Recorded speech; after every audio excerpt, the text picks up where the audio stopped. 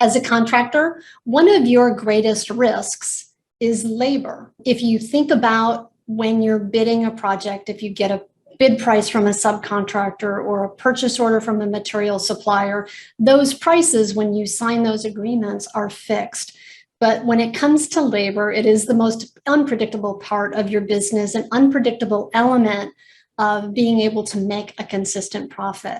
And what we're going to talk about today is how do you stack the odds in your favor of making sure that you have the right kind of pricing built into your bids.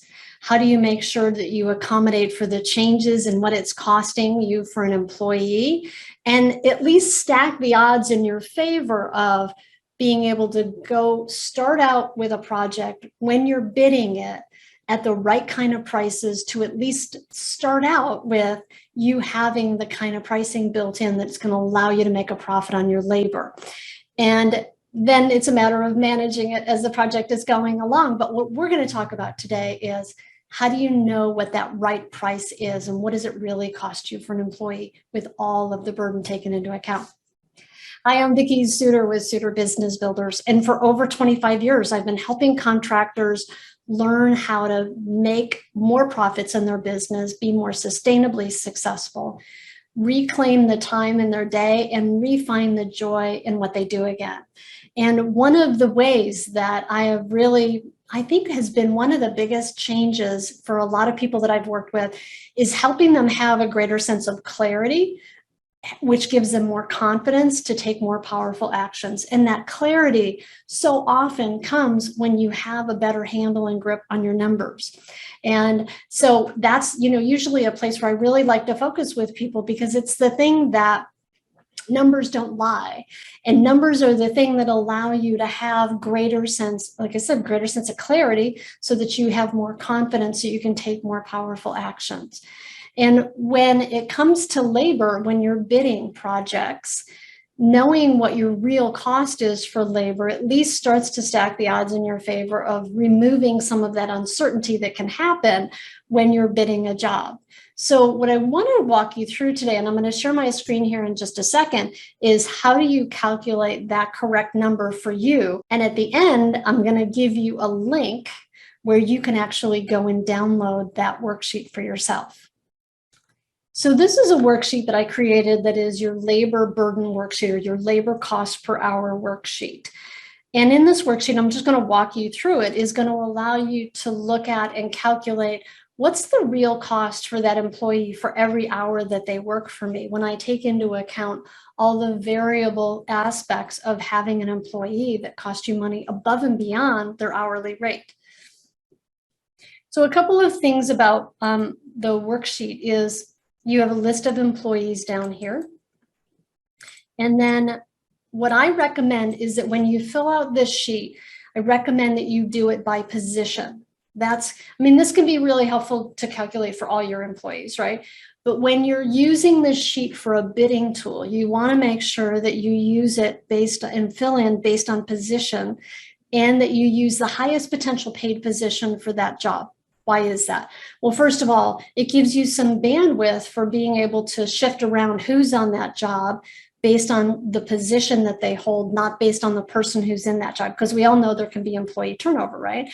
So using this by position allows you to accommodate for changes in staff, doing it based on the highest paid position, highest paid level in that position. Let's say if I'm talking about a project manager, and let's say I have a project manager and somebody who gets paid $40 an hour, but someone else who gets paid $55 an hour, I'm going to use the $55 an hour rate when I'm calculating what my cost is for that position when I'm bidding jobs. If you just want to know what what the difference is and what that's costing you for each of those employees, of course, you can use this table for that as well. So the first thing is, so let's say that I have a senior project manager, and let's say their base hourly rate is $56 an hour. And then 2,080 hours is the maximum number of working hours a year. So I use that as a basis. And then what I'm going to do is I'm going to look at, I've got certain employer costs that I need to calculate in here. There's FICA and Medicare taxes. The total of that is 7.65%. State unemployment is a maximum of a certain amount for each company. That's usually an employer cost, depending on your state, but most states, that's an employer cost. Whatever your maximum dollar is an amount that you'd have to pay for somebody. And then food is the same thing. There's a maximum amount that you have to pay. And then you have workers' comp. Workers' comp insurance is going to vary based on position. So let's say for this position, I'm going to say if I take that hourly rate times 0.0092, that's probably my hourly cost for workers' comp for that employee. It's a senior PM. There's somebody who works in the office. That's probably a lower rate. My field employees obviously are going to be a higher rate, which is why that's a variable rate. Now, a couple of things. You'll notice that these, as soon as I put in a dollar amount here, these numbers automatically changed. So one of the things about my worksheets, just a side note that's important to know, because I am going to share this worksheet with you, is that anything that's in a yellow field is an entry field. Anything that it is in a black and white field is a formula field. It's automatically calculated for you. So what you don't want to do is you don't want to overwrite the formulas in here, because then it'll mess up your whole totals, right? So it's just a good reminder, oh, what dollar amounts do I have to put in here? Or what fields do I have to fill in? They're the entry fields that are in yellow. So if your state unemployment rate could very well be different than this, right? Or FUTA might change.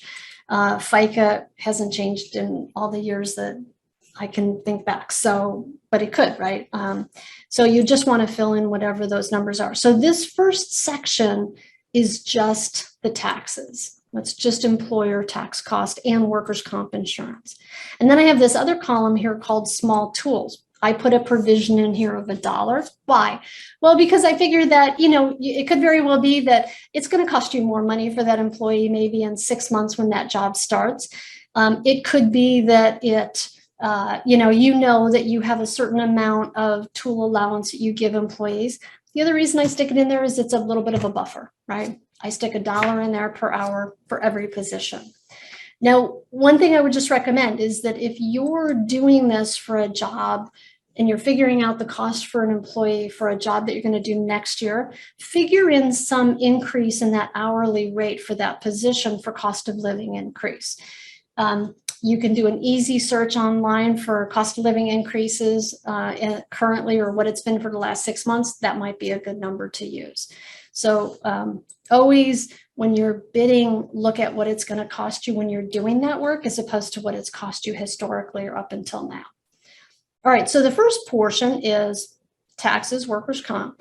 The second portion on here is just my little buffer allowance of $1 an hour for small tools. I call it that. And then there's this other section over here that has to do with monthly costs. So there's monthly costs depending on the benefits that you have for your company. So in this example, you might have a monthly cost for employer. By the way, there's a little legend up here. EE means employee. ER means employer, right? So this assumes these are all employer costs. So this would not be your employee's portion, but how much do you pay for that employee for health insurance? So let's stick a number in here. I'm going to say $350. And then let's say you pay for life insurance too. Maybe that's $10 a month. And then maybe you have a 401k match. Seems everybody has one these days. So I'm going to put in 4%. And you see that automatically calculated that down there of $388 a month. And then oftentimes there's a fee for the 401k administrative fee. Sometimes I notice that's like $10 a month. So I'm going to stick that in there. And then number of weeks vacation. So I add this, it's also another way to kind of add a buffer, because you'll notice here I have 2,080 hours as the basis for my cost per hour. But I oftentimes will add vacation. So over here it says, do you give vacation? I put a yes there. So then here I would put in what are the number of hours, number of weeks a year for vacation. This is a little bit of a buffer because sometimes you end up paying vacation when somebody leaves, and that's still a cost that you had to absorb. You're covering vacation because when they're not working, that still costs you money. So especially in your bidding table, when you're looking at what your cost is for an employee, you really want to add that, right? It's a good idea. So let's say, I'm going to say my project manager gets 3 weeks vacation. So that's $580, $560 a month. So then it gives me a total cost here per month for all of those. And then I'm going, what it does is there's a formula here that calculates out, hey, I'm going to just change my view here. So then there's this formula here that says, well, what is that per hour for a monthly cost? Calculates it at $7.61 an hour. So now my project manager that's $56 an hour, my actual cost for them is $69.55. Again, that's a formula that adds together hourly cost for those benefits, and then that small tools amount, and then, oh, wait a minute, I'll go back there in a second. So it's hourly cost, FICA, SUI, FUTA, workers' comp, small tools. I put health insurance in the wrong place, so I'm going to put health insurance here. And let's say dental is, $32 a month. So I changed it a little bit, $7.79. Now that total cost per hour is $69.73. Well, that gives me a basis, right? So that's good to know that that project manager who I pay, let's say that's the highest range of what I pay for a PM, is $69, $70 an hour roughly, right? But let's say I do some calculations and I'm like, you know what, I could end up spending, there's somebody I want to hire that would be great, who's got more experience. I'm going to spend $65 an hour. That person costs you $80 an hour. So it's a good $15 an hour more. And then if I have another employee, and let's say this is a carpenter, and let's say I pay that carpenter $32 an hour, but when I come over here and I look at their workers' comp, I'm going to pay a lot more for their workers' comp. So maybe I put in here for their workers' comp rate, and maybe all of these are the same. So I'm just going to copy them down. And maybe I give them 1 week's vacation. Well, that person that cost me $32 an hour is now $48 an hour, right? So that workers' comp obviously made a difference. That makes a big difference. So those are just a couple examples. So now I've got my hourly cost basis calculated. Now the question is, all right, so what am I going to use for a bid rate? And so, one of the things I look at, and I gave you kind of like this little cheat sheet table over here, which is, again, labor is the place where you have the largest amount of risk. You should always have the highest amount of markup on labor above and beyond your markup for subs or material or, equipment, right? Although I will say if you own your own equipment, that's a little bit of a different deal. If you own your own equipment, it oftentimes is marked up in a similar way that labor is. So in this case, I created this little cheat sheet for you, right? I put over here and I said, so what if you marked up labor 200%? Then you would have a bill rate of $161 an hour for a PM, senior PM, which gives you a gross profit dollars of $80 an hour or a 50% gross profit margin. So I would say when you're looking at labor, you really want to look at those kind of markups and those kind of margins. You should always have a significantly higher margin or rate of return. And margin just means a percentage, by the way. So just don't let the word kind of freak you out, but it just means rate of return. Your rate of return on labor should always be higher because it is absolutely the one place where you have much larger risk. So, so you can kind of play with this, right? You can use this table and do some calculations for yourself. Let me see if there's anything else. Like I said, I'm going to give you a link for you to be able to download this template for yourself so that you can use this when you're bidding. And there are instructions down here as well that walk you through each of those steps. So you don't have to re-listen to this video every time. There are instructions on here that will help you out. All right, I hope you found this to be helpful. And I encourage you to go figure out and look at and calculate what your hourly cost is for employees. The other thing that's a possibility is you could add to this table here some other columns in here. Like you could add some other columns in here, like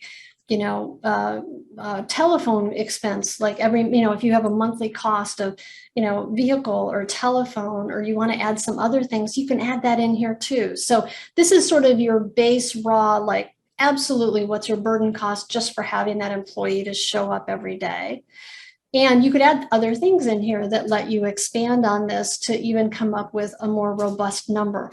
And the more your labor number is clear in terms of what it really costs you, the more confidence you're going to have about how you put them into your bid. And it's actually going to let you really start to increase your gross profit margin as well. I hope you've enjoyed today's video. And if you're looking for more ways to grow your contracting business, I invite you to make sure to go check out my book, The Profit Bleed: How Managing Margin Can Save Your Contracting Business. And in the book, I provide a bunch of great tools and resources that will help you implement your learning and help you develop better systems and processes in your contracting business to be able to create a more consistent profit. And for a limited time, I'm offering the book for free. All you have to do is pay shipping and handling. And if you go to theprofitbleed.com/free, you can go ahead and check it out and get the book for free. Again, all you have to do is pay for shipping and handling. And the tools and the resources that you get in the book are really tools and resources I've used with clients for over 25 years that are proven, that will really help you get leverage in building a stronger, more profitable contracting business. All right, go check it out. That's theprofitbleed.com/free. And I look forward to seeing you next time on The Profit Builder.